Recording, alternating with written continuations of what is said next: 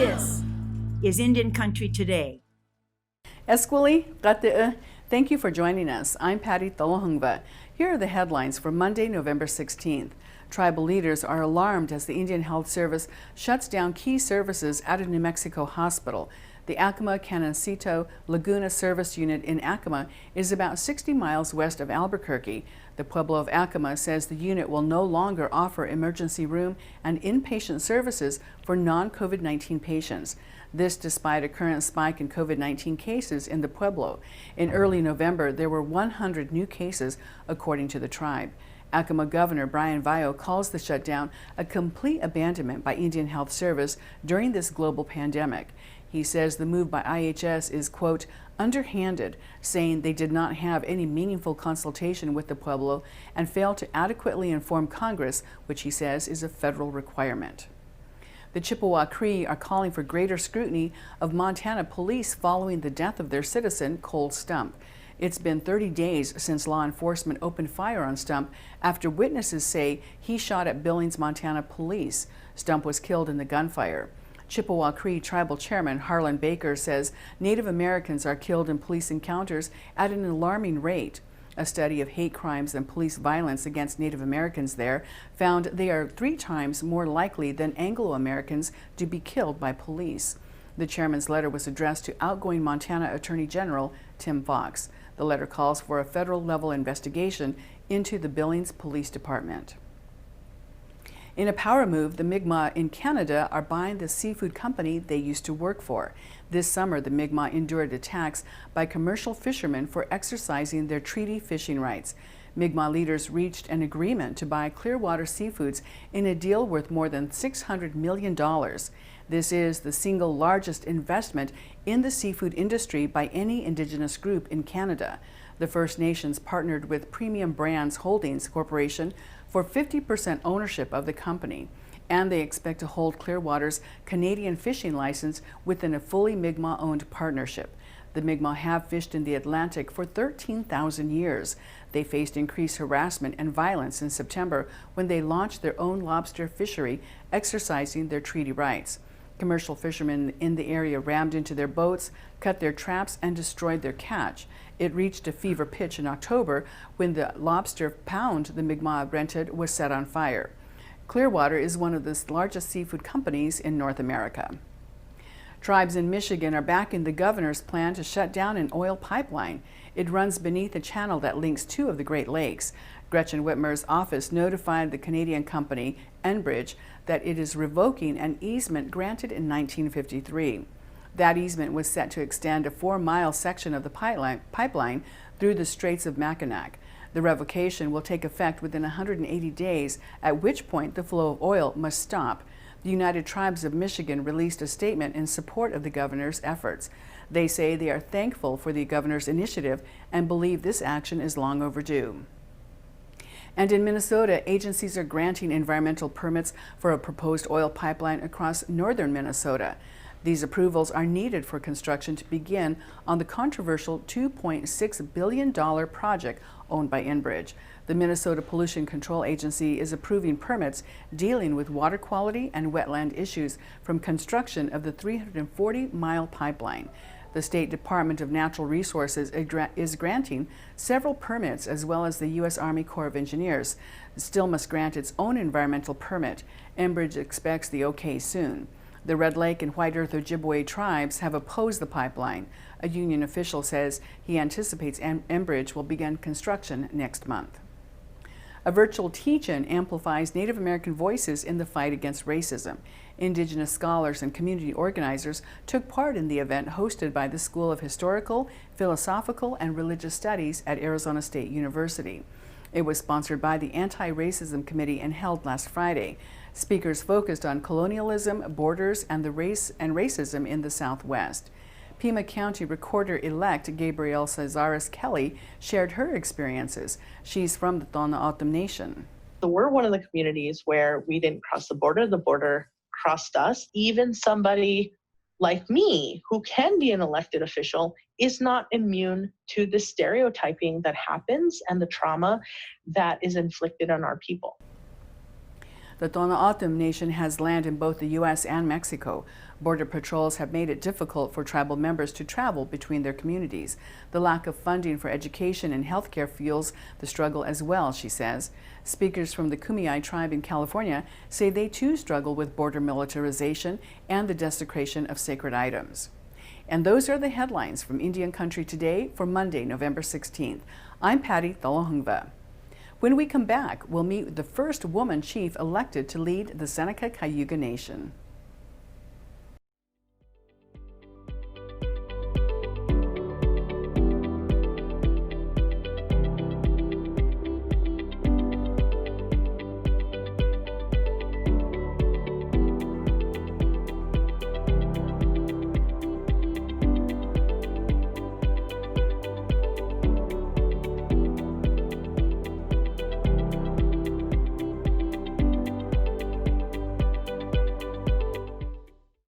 In September, the Seneca-Cayuga people went to the polls and elected the first woman to lead their tribe.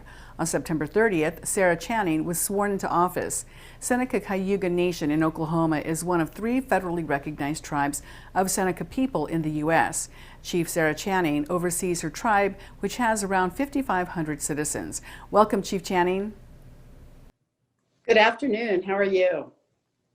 Wonderful. And first of all, congratulations on your election. Thank you. It's quite an honor. Well, you know, being in a global pandemic, that didn't stop you from running for office. Why not? I mean, it seems like it would be a big hurdle to overcome. But what prompted you to run for this position? Well, it's not something that I thought about for a long period of time, but my brother was the previous chief. And when he decided to retire, he asked me if I was interested. It took me a little while to think about it, but I decided, yeah, let's try. So despite being in the global pandemic, you decided to go for it, and now here you have been elected chief of the Seneca-Cayuga Nation there. Yes. It's, right now, facing a pandemic, not the best time to be a chief of an Indian tribe. We're all struggling. Of course, our revenues are down. It's a difficult journey. We have people that are sick. It's a tough time for all of us. Well, we'll get to that in a minute here because, of course, that is something that all elected leaders, tribal leaders, are dealing with in this day and age here. But let's talk first about the Seneca being a matrilineal society. And since its creation as a federally recognized tribe, you are the first woman taking this leadership position. But what does that say about traditional values and looking at Native women as leaders? Because that was so much a part of so many tribes prior to Europeans arriving here and imposing this typical form of government on us. Yes, it's a very difficult time for Native tribes, but for women, and especially in our tribe, the women are always behind the men. Always bringing forth all of their wisdom, but we've never had a woman chief. So it is a difficult time for everyone. We're hoping that more women and young girls look to me as, hey, I can do this, and that to me is a great honor. Well, we are seeing that across the country. We followed 111 Native candidates running for state offices, national offices in this election, and more than half were Native American women and Alaska Native women. And of those people, of all the people we followed, about half of them won their races. So we are seeing that change and that understanding of, the very traditional role of women as leaders. So you're now in this position here. We're in a global pandemic. Give us an update on how COVID has impacted the Seneca-Cayuga people. Well, like everyone else, the revenues are down. We have an Indian casino, of course, which is our main source of revenue for our tribe. It's difficult. We have lost a few of our tribal members, a lot of illness, and that part of it is the heartbreaking part. A lot of our elders have passed on, and it's a difficult time for us. we're struggling.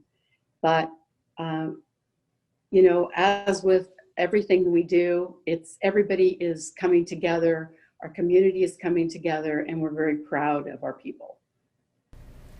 And have you, as a tribal council, because you also served prior to being elected chief, you served as the secretary and treasurer for your tribal council. Has the council imposed any kind of stay-at-home orders or issued any kind of do not travel kind of advisories during this pandemic?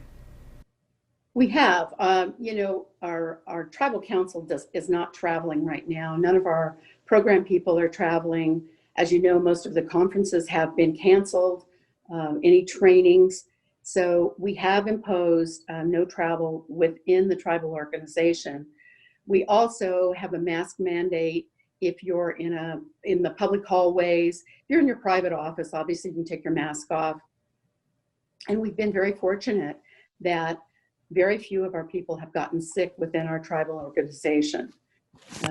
Keeping the masks on seems to have been helping us. So we're very proud of that.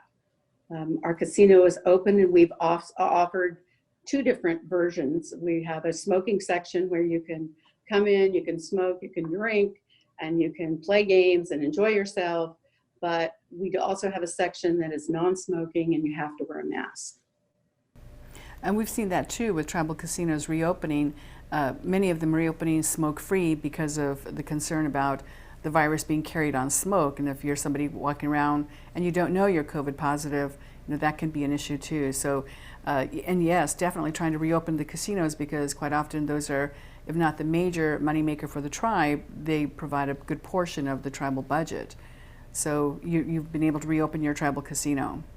We have. We were closed for a short period of time, as with our offices, trying to keep our employees safe. That's a huge part of what we do. Big concern for our tribal council.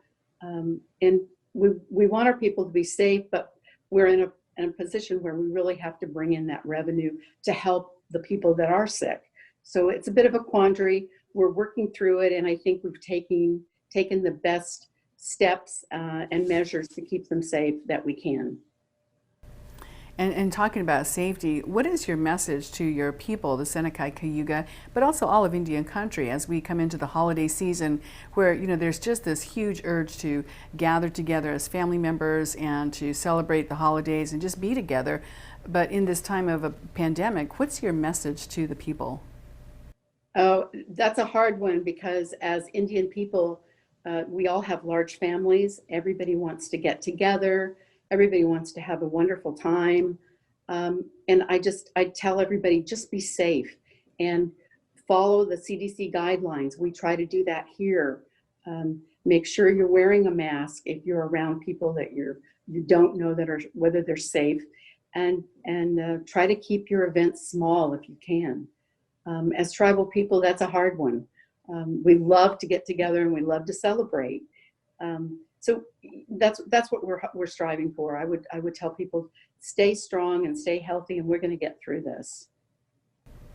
Absolutely. And I've heard so many people I've interviewed, and they talk about, this is a marathon and it's not a sprint. So really, understanding that we're in this for the long haul, even though it's been, 6 months, 8 months, that we still have at least another 6 months to go before things can start turning around. And we're seeing that throughout the country with the third wave of the spike in coronavirus cases.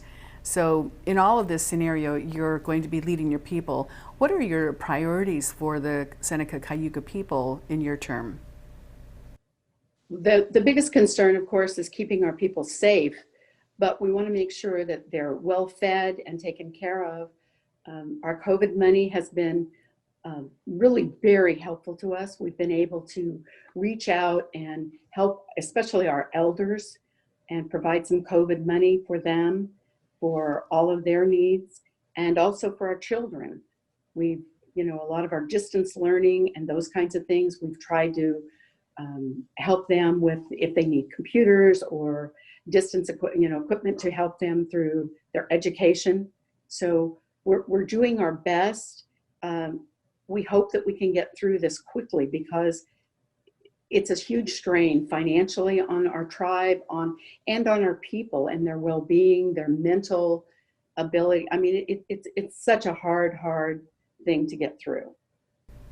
Well, some people have said they've had time on their hands, because they're not distracted by going out to events and doing things. And so there's some time on their hands now that they can devote to other activities. And I know that your family went on the relocation program, which was a government program designed to take people off of reservations and move them into cities. And your family spent a lot of time in San Francisco. And part of that program also created that disconnect when it comes to culture and language. So in terms of language in this pandemic, are you having any kind of programs that increase people's knowledge of the language, or encourage them to speak and learn how to speak the Seneca-Cayuga languages? Absolutely. And I know that we have a program, our cultural program stays very busy with our people, but the social distancing, it has been a problem. Like our spring dances, our Green Corn Festival in the summer, all of that was canceled. And it is a hard time for everyone. We're trying to keep everyone together, making sure that they continue on with the culture, but it's a difficult time. And we do have some language programs and try to get all of our newsletters out, keep everybody up to date on what's going on. There's still a few things going on around us, but even to say goodbye to our loved ones who have passed on, those funerals are not the same. We have traditional things that go on, and those are not happening right now as well. So for Indian people, it's especially hard. And that's so true for so many tribes across the country who've had to put all of their ceremonies on hold. You are a proponent of education. You went back to college and graduated with your degree at the wonderful age of 58. So talk a little bit about the importance of education and how that will play a part in your administration. That's near and dear to my heart. If I can do it, anybody can do it. It was a dream of mine. All of my family, out of 7 children, I was the only one that had never finished college. So I was determined to do it. Even though I didn't know that I could, but when I got back into college, it became rather second nature to me. And I was learning things that as a younger woman, I didn't have time to give to that. So I'm hoping that more and more people, older people, go back to college. It's a great time for that. And especially with all the time we have on our hands, it's the perfect time to enroll in online classes. And that's how I began. I hope more people will do that. We have a wonderful education program with the Seneca-Cayuga Nation. And even if it's not a bachelor's degree or something like that, we do have technical training. And we're hoping that a lot more of our people do that. Oh, very good. That sounds very promising. What else do you want to tell us, Chief Channing, about your first term in office being historic? What else would you like to share with us? I really would like to reach out to those young girls and some of our women who have children, single parents. I was a single parent. I know how hard that is. And I think education is the way for our people to succeed. And we hope that we can provide more and more jobs and security and businesses for the future to put our people to work. We live in a rural area, not a lot of jobs here other than casinos. So education is really our strength and the way that we can succeed in this world. So Chief Channing, what does it mean to you to be the first woman to be elected to lead your people? It is a tremendous honor. I had never in my life dreamed that I would be where I am today. I'm just really in shock that I won and the people were welcoming me to run this nation. It's a tremendous honor. It's an honor for all women. And I hope someday another young woman is looking at this and saying, hey, I can do this too. Well, very good. Chief Channing, thank you so much for joining us today.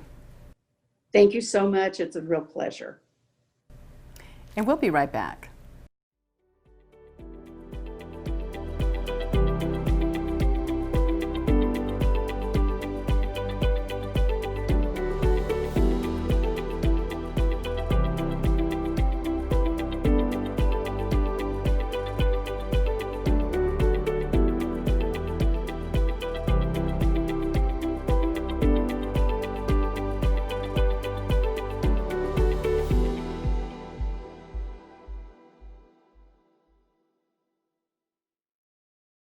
For every large organization that is having to move its annual conference online during this pandemic, it's been quite an adjustment, both for the organizations and for the attendees. Kolby KickingWoman, a reporter based in D.C., he just attended the annual conference of the National Congress of American Indians. Welcome, Kolby. Hi, Patty. Thanks for having me today. Sure thing. And again, this was another one that was online. So what were some of the comments that attendees had from this virtual conference? Well, NCAI's annual convention is one of those times of year where tribal leaders, who haven't seen each other in a while, get hang out and catch up and talk business a little bit. There was a lot of, with any technical meeting, can you hear me? Can you see me? Just before people got to talking, which was kind of funny. But all things considered, minus the occasional hiccup, it seemed to go pretty well. And the conference itself, there was a lot of business that took place there. So give us some of the highlights. Yeah, well, one of the highlights, there was a town hall on Thursday evening with the organization's president, Fawn Sharp, and representatives Deb Holland and Sharice Davids. It was, a pretty good conversation. They talked to them all one at a time. Fawn kind of laid out the policy goals for the organization moving forward, which included economic recovery for tribes stemming from COVID-19, racial justice and equality, combating climate change. And as far as Deb and Sharice, they were really looking forward to this next session in Congress. Now they kind of got a couple years under their belts, as well as welcoming, a new record number of Indigenous members of Congress in the coming year. Wow, a lot to think about, coming into 2021 here. And during the conference, the executive director announced that he's stepping down. And so have they started that process of looking for a new executive director? Yeah, actually, he's the chief executive officer. Kevin Alice changed that role when he came in. It took a while before they announced that he was coming in, a little over a year and a half ago. And so I imagine that process is just getting rolling. When he made the announcement of his resignation, they made no mention as to who will fill it next. All right, and so what's next with for NCAI in terms of meetings and in terms of being online, or did they mention any of that planning for 2021? No, so the next conference for NCAI would be their Executive Council winter session that normally takes place here in DC. That's normally, I think, in February, and the way COVID is still kind of going crazy throughout the country, it's hard to say whether that will be all online, a hybrid of having people here in town, here in DC, or if it ends up being canceled. But that's something definitely we'll keep an ear out for. Well, again, this pandemic is just making everything so different in this political world. And one thing that happens, every time there's an inauguration of a new president, there's all these balls and all these events that go on in D.C. Did anybody talk about that? What's going to happen when it comes to January and there's the inauguration? How are people going to be celebrating this? No, there wasn't a lot of talk of it. I just recently learned of the inaugural powwow that used to happen, which sounds like a lot of fun. Again, with COVID, it's hard to say. One of the things that did come out at the town hall that I forgot to mention was it was moderated by Shakopee Chairman Keith Anderson, and he said that he was among more than 100 tribal leaders that signed a letter calling for a Native person to be appointed to President-elect Joe Biden's cabinet. Specifically, they would like to see Deb Holland in the role of Secretary of the Interior. Which is certainly a story that we'll keep an eye on. Absolutely. I know that that's been circulating for a while, and she has a lot of support from tribal leaders. But there are also leaders who are concerned that if she leaves her seat in Congress, where does that leave their voice in Congress? Yeah, that's a good point. And I guess, it would be good to have her in a role where there's never been a Native person, so her voice would be somewhere else where it's needed. And also that, it's going to be a record number of Indigenous people. And so it might go from 6 to 5, but it'd still be a record number. No, that's absolutely true. So we had 2 more people, Native people elected to Congress in this past elections year. So, so much to think about. What else is on your plate, Kolby? Well, so we're keeping an eye on any news that comes out of Biden's cabinet information. This weekend, there was the World Finals for the Professional Bull Riding Association, and there were a couple of Native riders in that we might try to catch up with. And of course, the continued coverage of COVID-related issues in Indian country. All right. Well, Kolby KickingWoman, thank you so much for joining us today.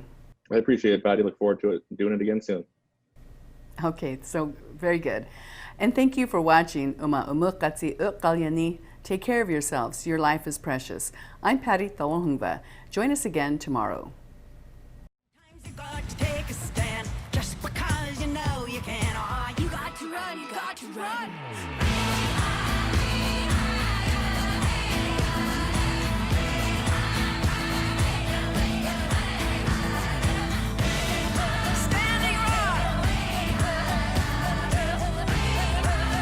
Indian Country Today is recorded at the Phoenix Indian School Visitor Center in Phoenix, Arizona. This is Indian Country Today.